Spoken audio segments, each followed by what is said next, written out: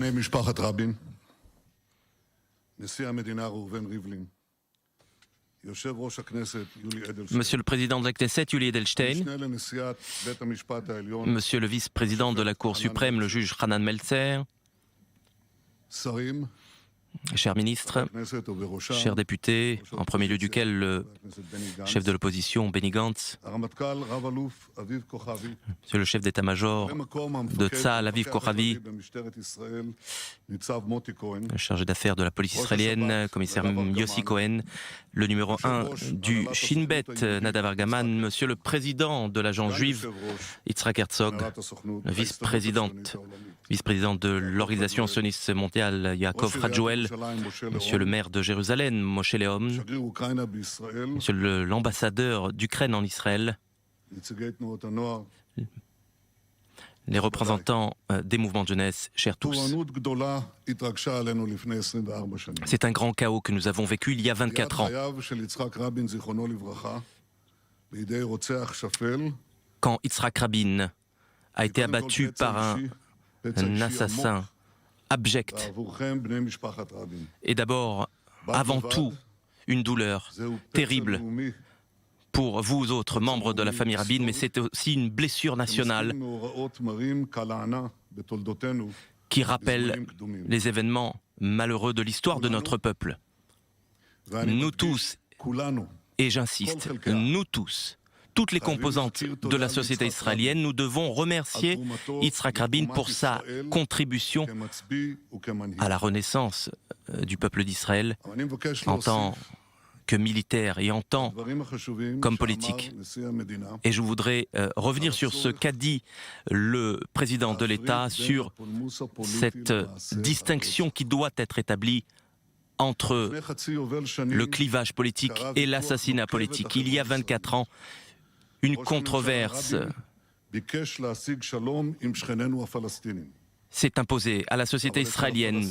Yitzhak Rabin a voulu faire la paix avec les Palestiniens, mais les Palestiniens n'ont pas voulu de leur côté חוצות המדינה, faire la paix en soutenant des terroristes דמם של חפים מפשע. qui ont tué de nombreux innocents.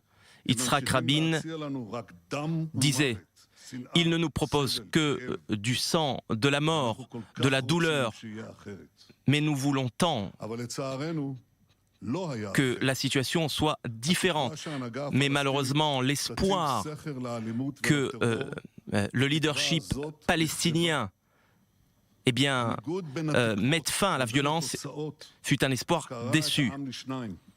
Et cette déception a clivé la société israélienne en deux. Yitzhak Rabin אני יודע, agissait אני הכרתי אותו. selon sa propre conscience. Je l'ai connu שהייתה לנו. et j'avais pour lui beaucoup de sympathie. 45 שנים, Notre première rencontre il y a 45 ans, ראש הממשלה, à la résidence du Premier ministre, lorsque je l'ai rencontré avec mon père de mémoire béni. Je respectais Yitzhak Rabin parce que je savais הוא היה que seul פטריוט ישראלי sa conscience בלב ונפש. le guidait. Il fut un commandant du Palmar, le chef d'état-major durant la guerre des 6 jours, l'ambassadeur d'Israël aux États-Unis. Rabin croyait qu'il fallait donner sa chance au processus d'Oslo. Et moi, en tant que chef de l'opposition à la même époque, j'étais guidé par ma conscience aussi, qui estimait qu'il ne fallait pas rétrocéder aux Palestiniens des territoires, qui refusaient eux-mêmes de reconnaître Israël en tant qu'État-nation du peuple juif. Ce différend était significatif, mais légitime. Et je soutiens qu'il était fondamental. Ce qu'il ne l'était pas, en revanche, c'était de qualifier Yitzhak Rabin de traître, d'assassin. Ce n'était pas légitime de le faire. Depuis lors, j'entends cet argument selon lequel des éléments à la marge du camp nationaliste eh bien, qualifier Rabin de tous ces substantifs. Du reste, cela se produit dans tous les camps idéologiques.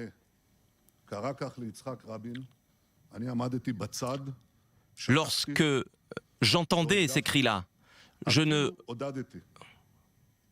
réagissais pas. J'entends souvent ce reproche qui m'est fait, selon lesquels mon silence était coupable. Mais un mensonge que l'on répète à plusieurs reprises ne finit pas par devenir une vérité. Voilà ce que j'ai dit à l'époque et ce que je continue à dire au-delà. Depuis toutes les tribunes, Rabin n'était pas un traître. Il se trompe, il fait fausse route, mais il n'est pas un traître. Nous avons affaire à des rivaux politiques, non pas à des ennemis. Nous sommes issus du même peuple. Et lors de ces manifestations sur la place de Tzion à Jérusalem, et un mois avant l'assassinat, j'ai déclaré à la Knesset que tous ces qualificatifs, Rabin assassin, Sharon assassin, que ces propos-là étaient condamnables. Et j'ai même ajouté que ce qu'il nous fallait faire tous ensemble, c'est de dénoncer ces phénomènes et de ne surtout pas généraliser du simple fait que certains éléments radicaux dans un camp ou dans l'autre pouvaient avoir ce genre de comportement. Et bien que j'avais beaucoup d'admiration pour Yitzhak Rabin, oui, j'avais des différends idéologiques avec lui. Lorsqu'il a signé un traité de paix avec la Jordanie, je l'ai encouragé et je l'ai même félicité. Mais lorsque il a signé les accords d'Oslo avec les Palestiniens, j'étais celui qui représentait la voix qui faisait entendre son désaccord, sa critique. Et je le dis encore parce que c'est d'actualité. La critique n'est pas un danger pour la démocratie. Les relations entre les trois pouvoirs, exécutif, législatif et judiciaire,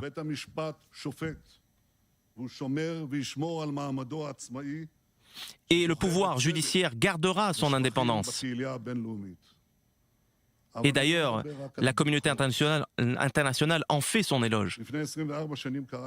Mais il y a 24 ans, il s'est déroulé tout autre chose. Tenter de jeter l'opprobre sur tout un camp idéologique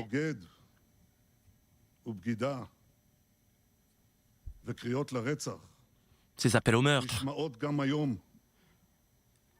se font entendre aujourd'hui encore. Mais il ne me viendrait pas à l'idée d'accuser pour autant le camp desquels émergent ces voix. Quelle est donc la ligne de partage à partir du moment où un citoyen franchit le Rubicon en transformant sa critique légitime en un appel au meurtre?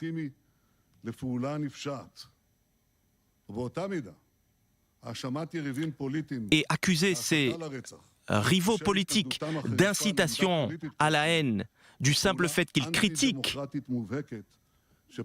de telle ou telle politique, eh bien, c'est un danger pour la démocratie qui porte atteinte à la liberté d'expression. C'est ce qu'ont tenté de faire, malheureusement, au sujet du camp nationaliste au lendemain du meurtre d'Yitzhak Rabin.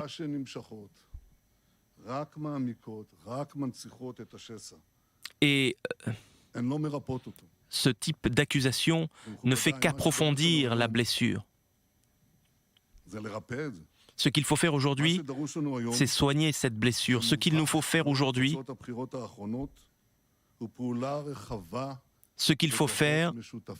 c'est agir ensemble pour unir.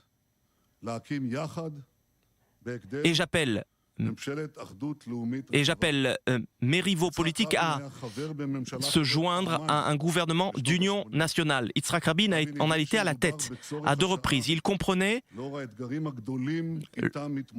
que l'heure était à l'union, que les défis étaient nombreux. C'est ce qu'il nous faut faire aujourd'hui encore, compte tenu des défis avec lesquels nous devons faire face. Yitzhak Rabin a contribué au peuple d'Israël, à l'État d'Israël. Yitzhak Rabin est tombé lors d'un assassinat qui doit être gravé dans notre mémoire collective, pour 2 raisons. Cet acte,